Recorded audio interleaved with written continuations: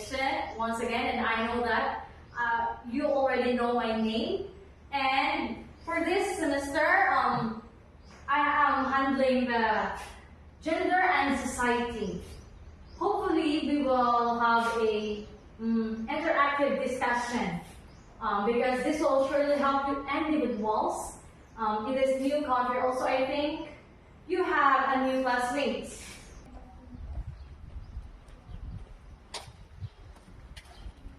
So, good morning everyone. And now, meron pala kayong bagong kaklase. And she is, you may now introduce yourself. So, good morning, ma'am. Good morning, everyone. I am Sam Martinez, and I'm from Baiso Main Campus. And I hope we'll get along well in this class. Okay, so, humanap ka na ng maupuan mo and,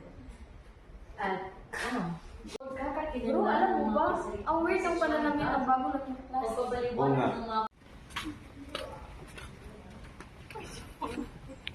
Hey, can you leave her alone? Nag-a-adjust pa siya. At bakit? Tignan mo nga pananamit niya pang lalaki. Kala nga namin lesbian yan. Right, bro? Oo nga bro, tinitingnan lang namin siya kung makasabay sa sabi. Nag-uusap mo kasi. Hoy! Matagbat ka! Ang pagtanggap ng LGBT ay mahalaga upang itaguyod ang respeto at pantay-pantay na karapatan para sa lahat ng tao. Uy, kumusta ako? Nakagabi pagkatapos ng sumulo kay Sam. Parang ang layo sa isip. Umalis ka mga alin. Guys, meron kasi yung sa akin sumama ka dito. That's why, I don't. Why would I like girl? Tama di ba? Kasi ako naman yung gusto mo. In class, gusto kong mag-bike pair kayo and Martinez. You have to pair with Miss Palen. Palen, can you sit here? Side with Miss Martinez. And also you, Shane, can you pair with Miss Kat? And also the two of you. Here's your paper.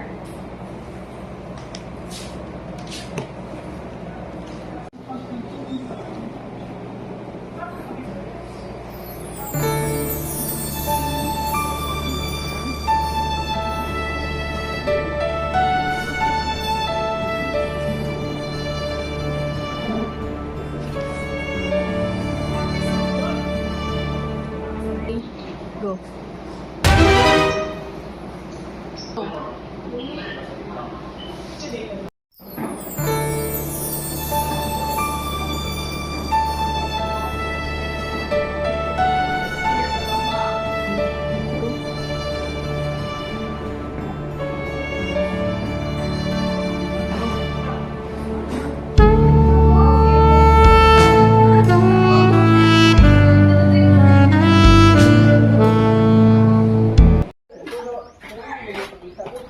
Masaya ako sa mga araw nakatabi sa Sam.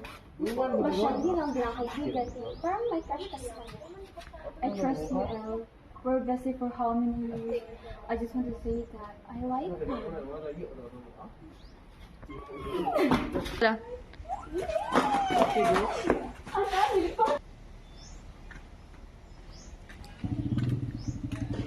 Here you go.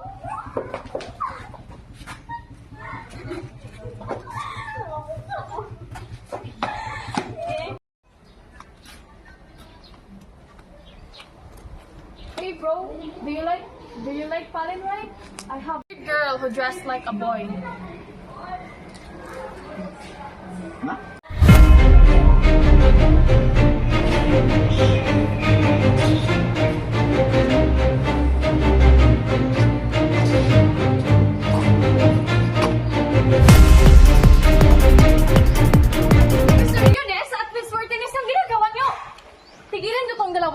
Gusto kong makita yung parents nyo.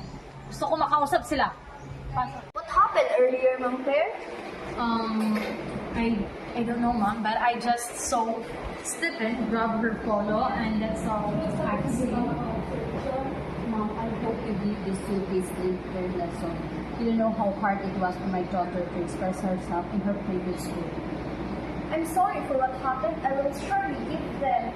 Ngayon class ay ipagpatuloy natin ang ating pananaw sa LGBTQ.